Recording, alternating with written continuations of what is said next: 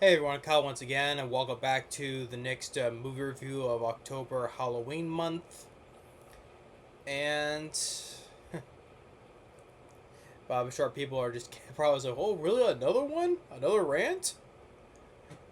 Where's there some good ones?"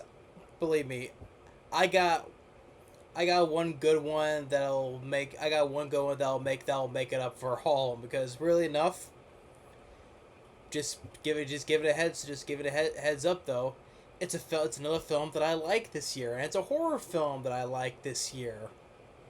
Probably say the best one I like this year, cause but because all the horror films I've seen this year has been shit. So, but that'll be ahead of time though. So that's down the road later this month. So, but probably it's probably the best to get all the shitty ones out of the way. Probably that's probably the best thing. But anyway, so the next film I'll be talking about, and it's sad because I thought the idea was interesting, and especially it's from legendary horror writer Clive Barker. Clive Barker, the guy who created Hellraiser.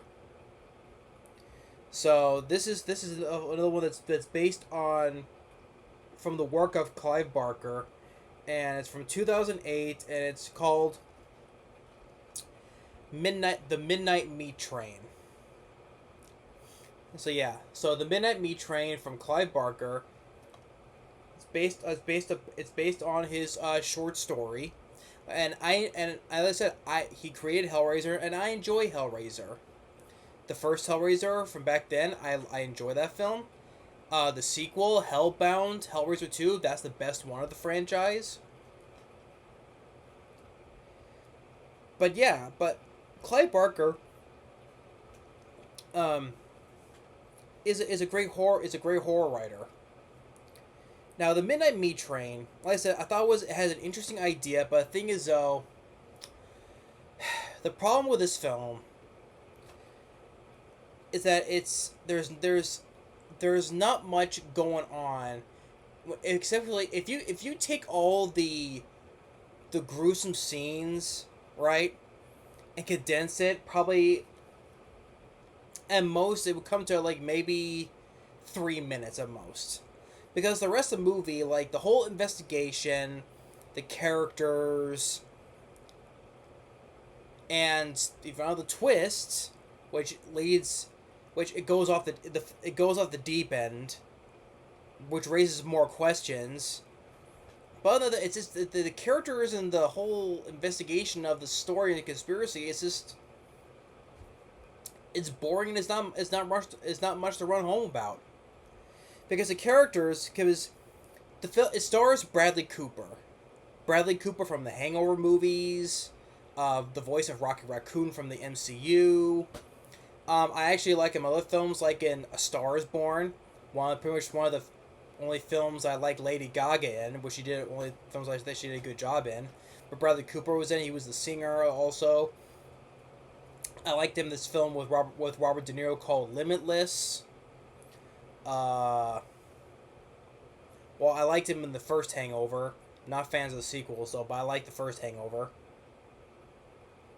But Bradley Cooper is a good actor, and this is one of his weaker performances, definitely, because other than one or two things, there's not much to his character. Because this film, he's a photographer and he's a vegan, which he starts slowly changing. But other than being a vegan and a photographer, there's not much about his character. And so, as for the rest of the cast, you have Leslie Bibb, who plays his girlfriend.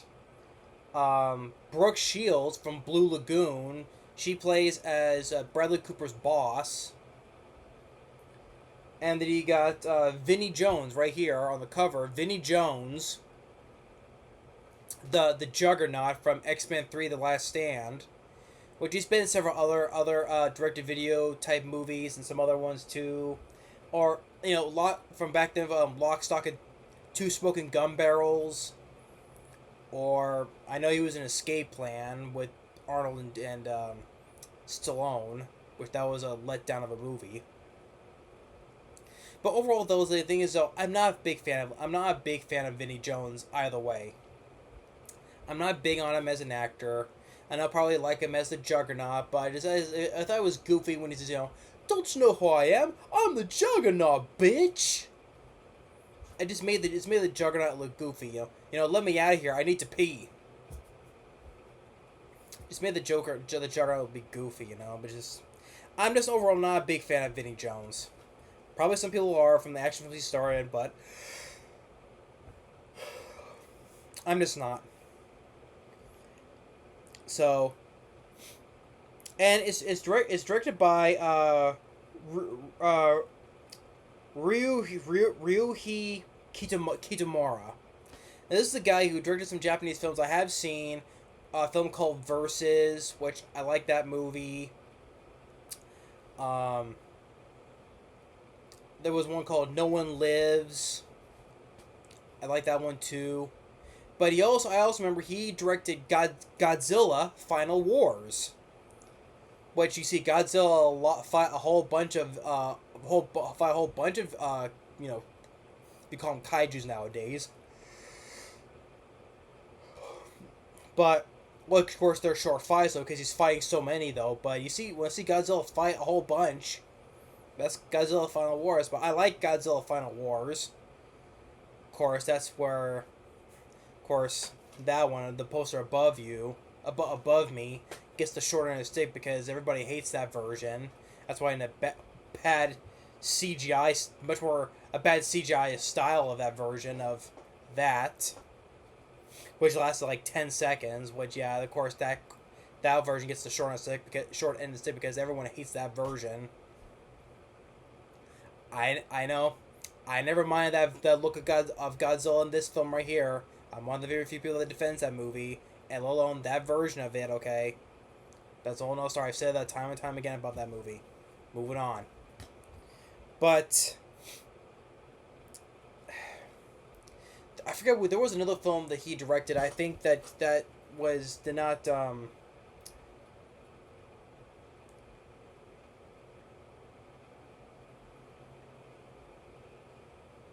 What was that one? I think that was probably say it was worse than this film. Let me see here. Versus I like I said. Godzilla Final Wars I like. No One Lives. What was the other one I thought?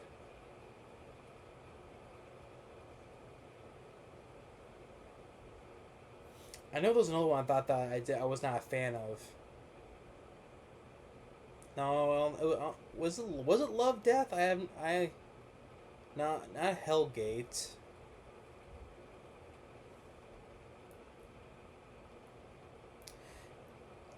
Aragami Uzumi Alive.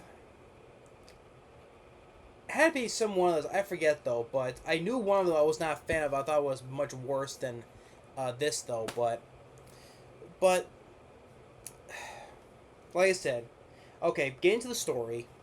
By the way, the film was supposed to get a wider release, but I got a little bit limited in theaters because I think it had something to do with The Strangers, because that also came out into the summer of 2008. So I think The Strangers had something to do with it with its release date, and I guess the people behind this movie and Clive Barker was upset about it. I don't know the whole story on that though, but this got limited in theaters, so it didn't make that much. But the reviews were mixed about it anyway.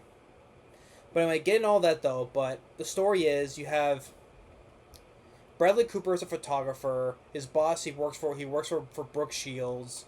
She tells him she's not liking his work, so you need to tell him, hey, take more better pictures, more grimmer pictures and stuff like that, right?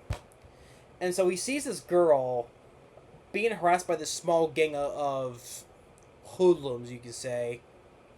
And he does say, well, it looks like they're ready to attack and get the jump on the girl, but he does say, hey. And he's taking pictures and say, hey, you're on camera, don't attack me, because you're on camera.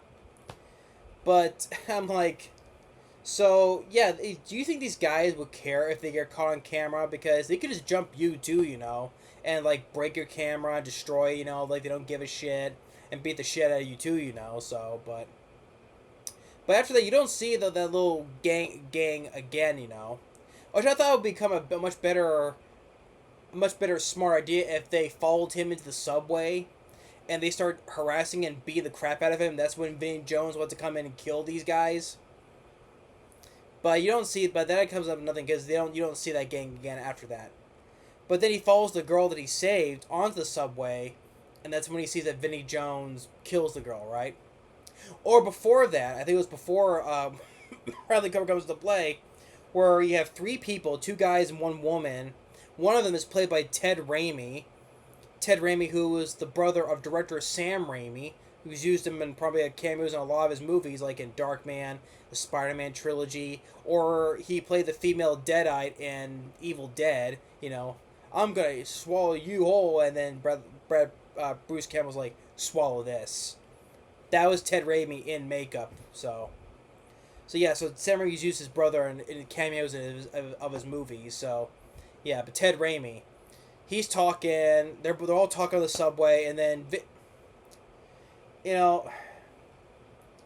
not only the characters and the whole investigation of this is not interesting or boring, because the one thing that this film is so, which takes me out of it, because yeah, there's gore, but most of the times it's CGI gore, because you see when if Vinnie Jones takes like this, he has that steel mallet right there, and he whacks Ted Raimi right through the back, and you see CGI blood, goofy as shit, with Ted Raimi's eyeball his eyeballs popping out, like it's a Looney Tunes cartoon, right? You know how the Looney Tunes, every time with something like scary or something shocking has happened, their eyeballs just pop out, Or maybe you saw it like in Jim Carrey, like in the Mask, right? You know how he was watching Cameron Diaz sing on stage and his mouth dropped open, the eyes pop out. That's what it looked like, but just much more vicious and bloodier. But the thing is, though, it's CGI gore, and that just takes me out of the tense moment.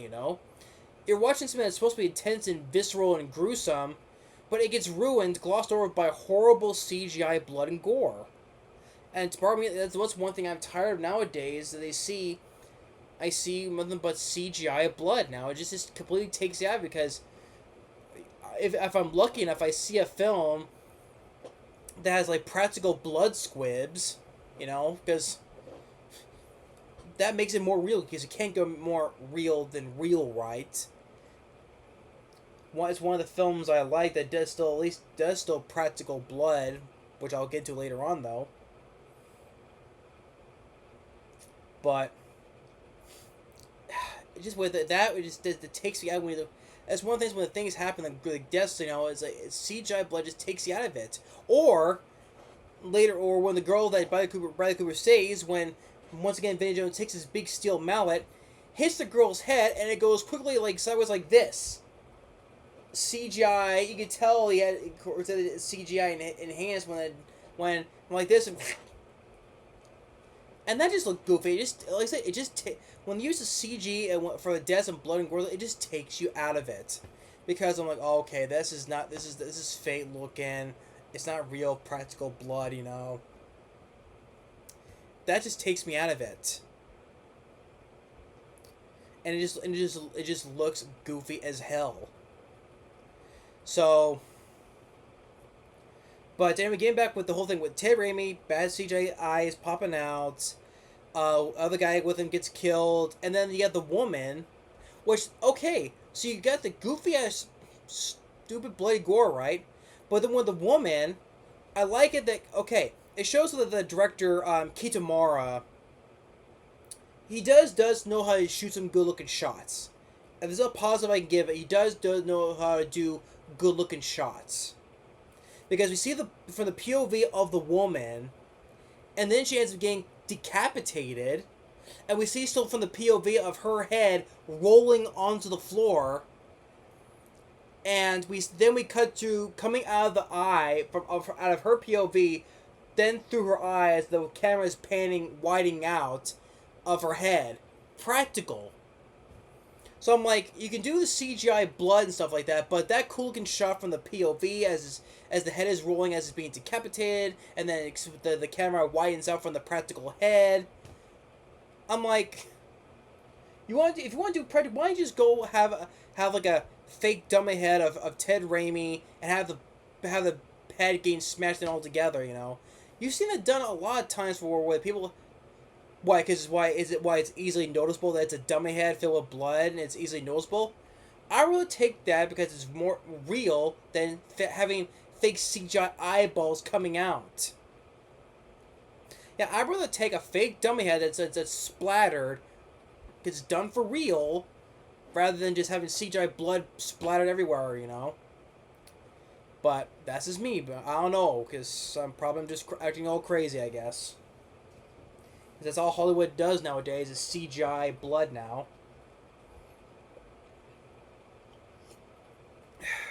So, but and then after Bradley Cooper saves the girl, her head gets twisted the other way, and then you can know that something is off because Bradley Cooper had nightmares of the subway that he has not been on yet beforehand. And yet he has nightmares about seeing Vinnie Jones, who he has not met yet. And then by such coincidence, right, or convenience, where he's sitting alone on a bench, and then also on the escalator, then comes in Vinnie Jones, who I think the first time he sees.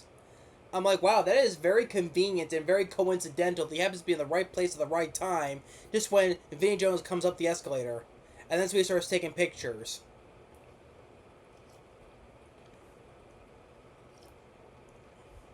I'm like, wow.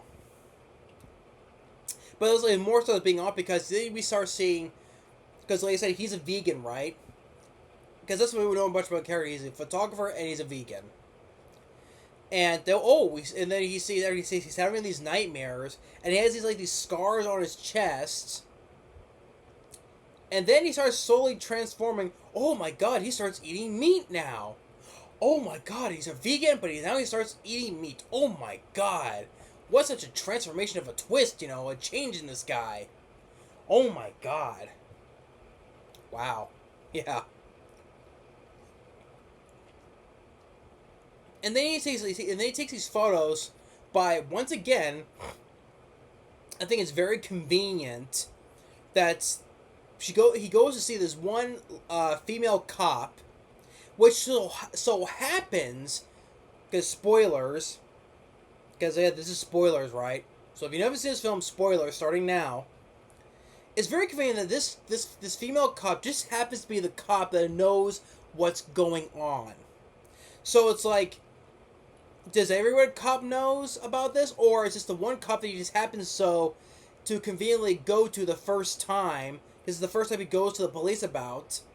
The first cop he goes to is this one woman cop who knows exactly what's going on and what the conspiracy is. So he could just go to like another cop that probably does not know about it, but is everyone else involved about this? But no, he conveniently goes to the one cop that knows about this. And then his girlfriend, and then we see like this, like the changes, like he starts saying, like he starts butt fucking his girlfriend, and yet he's doing it so intensely, angrily, that she's crying about it. I'm like, so here's another transformation. Guys goes from a vegan, starts eating meat, and he starts angrily butt fucking his girlfriend to the point of making her cry. Wow, such a transformation to this guy. Because you know something is off, and it's like, nightmares about Subway, about Vinnie Jones, scars on him. Something, and yet alone, he leaves, Vinnie Jones leaves him alive, doesn't kill him like he's supposed to, because if anybody's on the subway, he's obligated to kill people on the subway regardless, so you know something is off when Vinnie Jones leaves Bradley Cooper alive. And then you get another part where you have Quentin Rampage Jackson, which really enough, this is 2008, 2 years later, that Bradley Cooper and him will later star in the 2010 adaptation of the A-Team. He plays Mr. T's character with Liam Neeson. So Quentin Rampage Jackson, who's like a Green Beret, I guess. Yeah, I think he is. And he's I think was one of the better fights because he's getting the upper hand and beating up Vinnie Jones. Yeah, he's beating up Vinnie Jones pretty good, right? Oh, but then of course, because the conductor, he's also involved in this as well. He goes and shoots. He shoots Rampage Jackson in the back, and once again, CGI blood splatter through his eye. Once again, it just takes you out of it because of CGI blood and gore. Tells off Vinnie Jones to basically get your shit together, basically. And so, but like I said, him just investigating on Vinnie Jones is not really that great, or because there's not much to his character either. And then neither does the girlfriend. And there's this other guy and woman which Vinnie Jones also fucks up with, and the girl gets out. It's just, other than the violent scenes, all the stuff between, what else is there? You know, it's not really that interesting. Now, that's when Bradley Cooper follows him to his regular job and works at a meat packing plant. Follows him. And then another kind of convenience where he goes in his the dark room to develop photos, right? Where he notices that Vinnie Jones is wearing a ring with a symbol, and he still notices back in one of his old photos, he notices the same exact thing. I'm like, wow, another convenience, right? Vinnie Jones happens to wear the same ring of the symbol, and with his other photo he found also one of his other older photos. And that's when Leslie Bibb she gets on the train, and so Bradley Cooper's on there too, and Vinnie Jones is there, and so it's like it just raises even more questions. This is where the ending where it goes off the deep end. You know, if it wasn't for the whole twist ending of what the whole conspiracy is about, if you would just leave out that ending, and just make it as hey. Maybe just Vinnie Jones is a killer that just likes killing people in a subway, right? Make it his own, using to make it part of his own meat company, or using to sell his meat, you know? And I think the idea would have worked a lot better than the whole conspiracy twist ending we got in this. Because this is here, okay, like, Quentin Rampage Jackson's fight was decent, where he's beating up Vinnie Jones, right? But here, this is the best, I think this is the best, it is the best, easily the best fight of the movie, because Bradley Cooper is fighting against Vinnie Jones, and once again, the shots, like I said, I think the director, Kitamura, knows how to do good shots, right? Because I like the whole idea where it goes it's in the subway car, right? The whole fight is going, and I like it goes out of the train car, circles around, back inside the train car. And of course, if this is CG, this is how you manipulate CGI better, you know, instead of just CGI gore and all stuff. This is how you apply the CGI better, where it goes from inside the train car, and then it expands out of the train car, going a circling, and then back into the train car. That's how you do it much better for the use of CGI, right?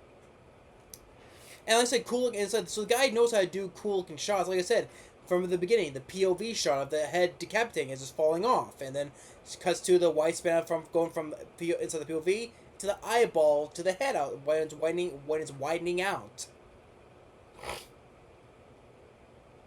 So the guy knows how to do some good styles to it, but and then there is a little bit more practical when Vinnie Jones is cutting out the tongues and the teeth, removing the teeth and all that, and hanging it all stuff like it's meat on a subway, like I said, the meat train.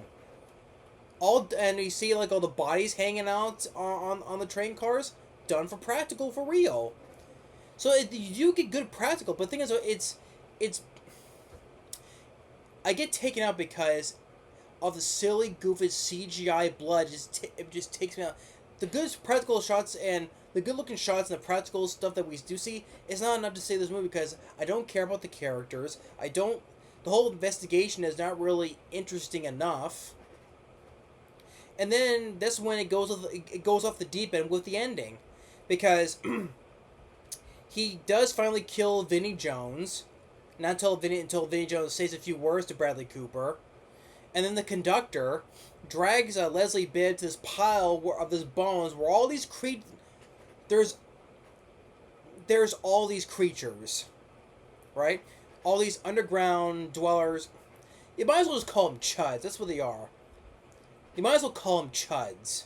Which I'd rather watch that movie from that 80s monster movie with John Hurd and Daniel Stern. Even John Goodman has an appearance in it. I'd rather watch Chud than this film. If I want to do underground monsters, I'd rather watch Chud.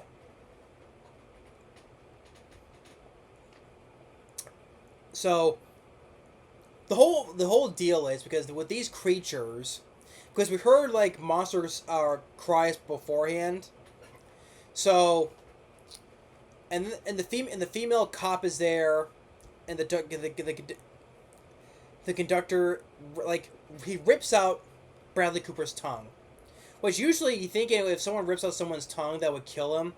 You know, like in Dead Silence, which I reviewed them like a little while ago. Dead Silence, where, you know, the ghost of the ventriloquist, every time you scream, rips out your tongue, and basically you're dead, like this.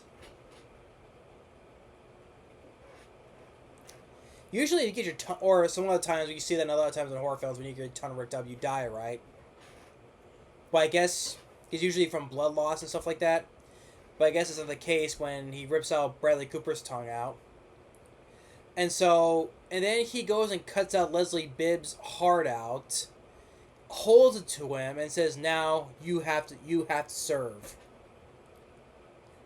I was just thinking, what is this, Indiana Jones? Where's the heart? I was waiting for him as he's holding the heart. When the conductor is holding the heart, I was waiting for him to say, "Utsude, Utsude, Utsude," you know, raising the heart for the ritual.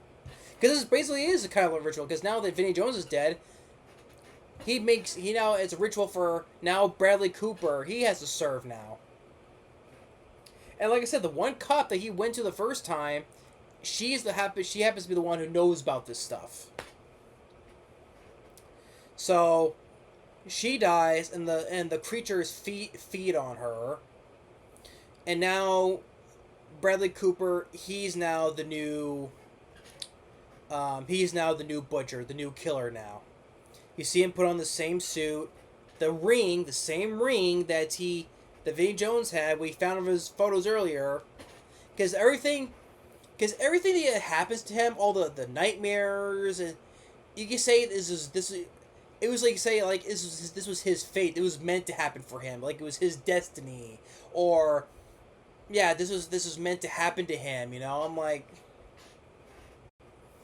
it was meant to happen to him. That's how it was meant for him, you know? So now he's going to do the whole killing and serving. Now, this also raises another question. The conductor says these creatures, we have to feed these creatures, right?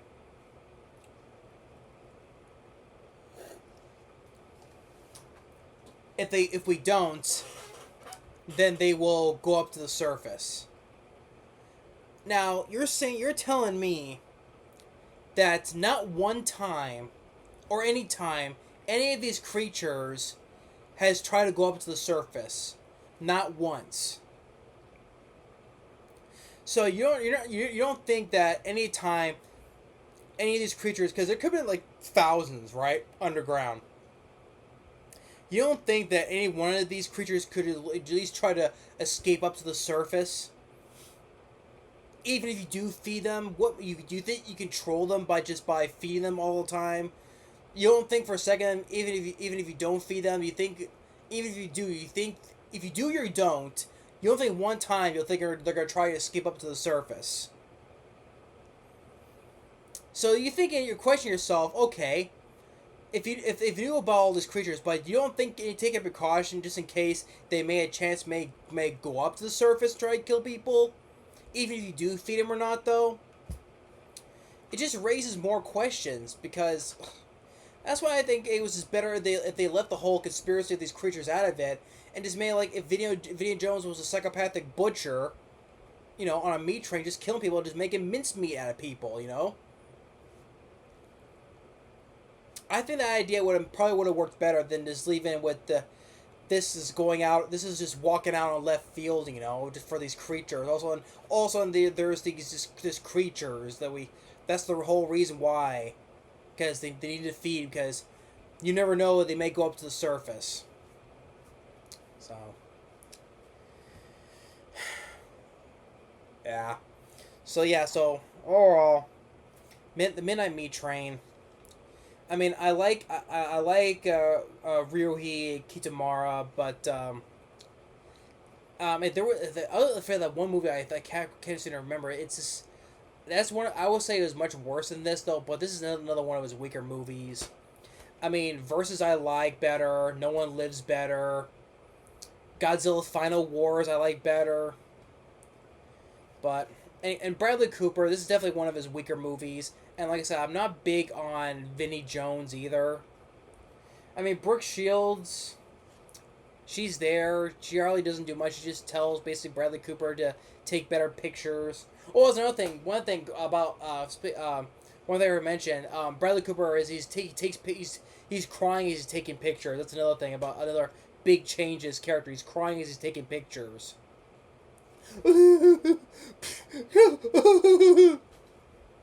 Yeah.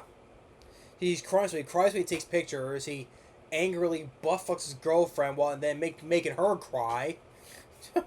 So. And then he's a vegan, and now he starts eating meat. Oh my god, he's a vegan, now he starts eating meat. Oh! So. But, and then, one of the probably Ted Raimi, like I said, the whole horrible CGI brain splatter, eyeballs popping out like a cartoon, like a Looney Tunes cartoon. Quentin Rampage Jackson. I mean, yeah, I liked that he was fighting Vinnie Jones and he was getting the upper hand. That's when you find out the conductor. He's involved in the whole thing when he shoots and then he goes and shoots him. That's a bad CGI blood, But the best fight was Bradley Cooper fighting Vinnie Jones. That's when we get the cool in and out circle of the train car and then back inside, And I did like the whole practical of the POV. Like I said, the whole POV of the head of the woman's head being decapitated, still focusing on its POV as it's falling down. And like I said, it cuts to the eyeball of the decapitated head, practical, including the other practical, like the whole body carcasses hanging upside down, like it's like a butcher meat train, So, but that's not enough to say. Cool looking shots and some other good practical stuff is not enough to save the movie. Because it gets glossed over by horrible CGI blood, like I said. It looks goofy, like a cartoon. And the characters were not that much of a characters. Like I said, other than Bradley Cooper, with him being a photographer and a vegan, who changes into eating meat. But other than that, what else is more about his character?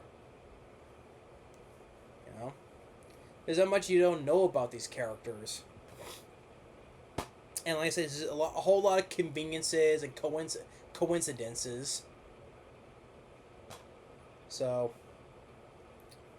yeah, I mean, the whole idea could have worked though, because like I said, this is from Clive Barker, This is from the guy who was behind Hellraiser, which I like, and I like Hellbound 2, Hellraiser 2, And I'd probably say Hellraiser 3, Hellraiser 3, Hell on Earth, I say is better than this. Actually, that's another sequel I did not mind. Hell on Earth for Hellraiser 3. So, yeah, the Midnight Meat Train I was not a fan of though. So I mean, interesting idea, but just like I said, horrible CGI blood. It looks goofy as shit, cartoonish. So, but But anyway, but if you like, I know this is gained a cult following over the years, but if people like the film, that's fine. It's to each their own. But I was not a fan of this film. But anyway, thanks for watching. Stay tuned for more for Halloween month, and we'll see you next time. Later.